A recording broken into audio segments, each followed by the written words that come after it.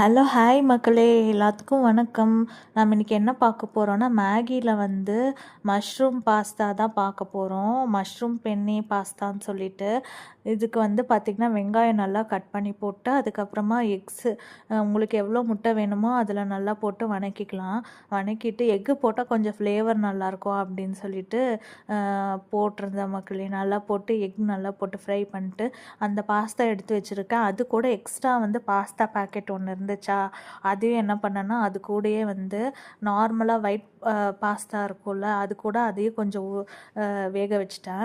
ஏன்னா இந்த பாஸ்தா ரொம்ப கம்மியாக தான் இருக்கும். அதனால் இது போட்டு பாஸ்தா போட்டு நல்லா எண்ணெய்லாம் ஸ்ப்ரிங்கிள் பண்ணிக்கோங்க, ஸ்ப்ரே பண்ணி நல்லா வணக்கிட்டு, அதுக்கப்புறம் அவங்களே ஒரு மசாலா பேக்கெட் கொடுத்துருக்காங்க. அந்த மசாலா போட்டு நல்லா இது ஃப்ரை பண்ணாலே சூப்பராக இருக்கும். இது மஷ்ரூம் பென்னே பாஸ்தான்னு சொன்னனால தான் பார்த்திங்கன்னா கலரே வரல.